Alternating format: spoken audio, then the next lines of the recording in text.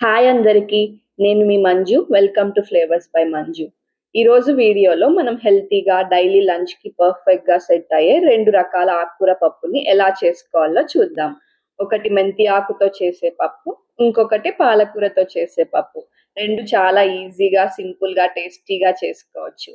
మరి ఎలా చేసుకోవాలో చూసేద్దామా? మెంతాకు పప్పు కోసం ముందుగా ఒక కుక్కర్లో అరకప్పు దాకా కందిబ్యాళ్లను బాగా కడిగి ఒక అరగంట సేపు నానబెట్టుకోండి. ఇప్పుడు అందులోకి ఒక మీడియం సైజ్ కట్ చేసుకున్న ఉల్లిపాయను వేసుకోండి. అలాగే ఒక మీడియం సైజ్ కట్ చేసుకున్న టొమాటోని, ఒక 3 నుండి 4 వెల్లుల్లి రెబ్బలను, 2 టీ స్పూన్ల చింతపండుని, అలాగే 2 పచ్చిమిర్చిని వేసుకోండి.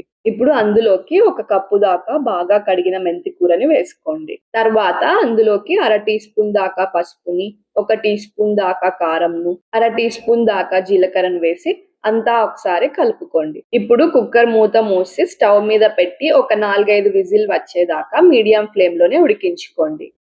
5 విజిల్లు వచ్చాక తర్వాత స్టవ్ ఆఫ్ చేసి విజిల్ అంతా పోయేంత వరకు అలాగే వదిలేయండి. విజిల్ అంతా పోయాక మూత తీసి రుచికి సరిపడా ఉప్పును వేసి పప్పు గుత్తితో బాగా మెదుపుకోండి. ఇప్పుడు పప్పులోకి వేసుకోవడానికి తిరువాతని రెడీ చేసుకుందాం. స్టవ్ మీద ఒక చిన్న పాన్ పెట్టుకొని అందులోకి 1 టేబుల్ స్పూన్ దాకా ఆయిల్ ని వేసి వేడి చేసుకోండి. ఇందులోకి ఒక 4-5 కట్ చేసుకున్న వెల్లుల్లి రెబ్బల్ని, 1 టీ స్పూన్ దాకా మినప్పప్పుని, అర టీ స్పూన్ దాకా ఆవాలు, అర టీ స్పూన్ దాకా జీలకర్ర, 2 ఎండుమిర్చీలను, అలాగే కొద్దిగా కరివేపాకును వేసి అన్ని చిటపటలాడిన తర్వాత స్టవ్ ఆఫ్ చేసేసి వాటిని పప్పులోకి వేసుకోండి. తిరువాత వేసుకున్న తర్వాత అంతా ఒకసారి బాగా కలుపుకోండి. అంతే, ఎంతో టేస్టీగా ఉండే మెంతి కూర పప్పు రెడీ అయింది. వేడి వేడి అన్నంలో నెయ్యి వేసుకొని తింటే చాలా టేస్టీగా ఉంటుంది. ఇప్పుడు పాలకూర పప్పు ఎలా చేసుకోవాలో చూద్దాం. ముందుగా ఒక కుక్కర్లో అరకప్పు దాకా కందిబ్యాళ్ళని, అలాగే పావు కప్పు దాకా పెసరబ్యాళ్ళని రెండింటిని బాగా కడిగి ఒక అరగంట సేపు నానబెట్టుకోండి. ఇప్పుడు అందులోకి ఒక కట్ చేసుకున్న మీడియం సైజ్ ఉల్లిపాయను వేసుకోండి. అలాగే ఒక 8 నుండి 10 దాకా కట్ చేసుకున్న పచ్చిమిర్చిని వేసుకోండి. ఒక 4-5 దంచుకున్న వెల్లుల్లి రెబ్బల్ని, ఒక అర టీ స్పూన్ దాకా పసుపుని, ఒక అర టీ స్పూన్ దాకా ధనియాల పొడిని, ఒక పావు టీ స్పూన్ దాకా జీలకర్ర పొడిని, అలాగే ఒక అర టీ స్పూన్ దాకా సాంబార్ పొడిని, 2 టీ స్పూన్ల దాకా చింతపండుని వేసుకోండి. ఇప్పుడు అందులోకి ఒక పెద్ద కట్ట దాకా పాలకూరని బాగా కడిగి కట్ చేసుకున్నది వేసుకోండి. తర్వాత మూత మూసి స్టవ్ మీద పెట్టి ఒక 4-5 విజిల్లు వచ్చేదాకా మీడియం ఫ్లేమ్ లో ఉడికించుకోండి. 5 విజిల్లు తర్వాత స్టవ్ ఆఫ్ చేసి విజిల్ అంతా పోయేంత వరకు అలాగే వదిలేయండి. విజిల్ అంతా పోయాక మూత తీసి రుచికి సరిపడా ఉప్పును వేసుకొని పప్పు గుత్తితో బాగా మెదుపుకోండి.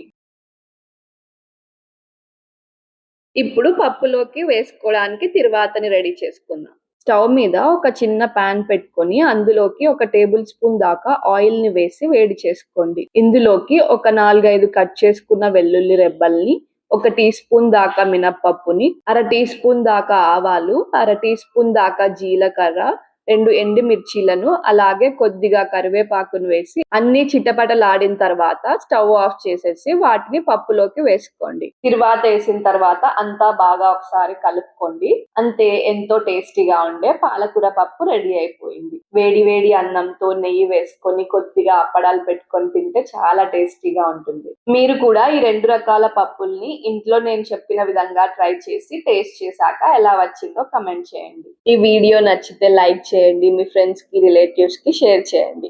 మరిన్ని టేస్టీ రెసిపీస్ కోసం నా ఛానల్ ను సబ్స్క్రైబ్ చేసుకోవడం మర్చిపోవద్దు. మళ్ళీ ఇంకొక వీడియోలో కలుద్దాం.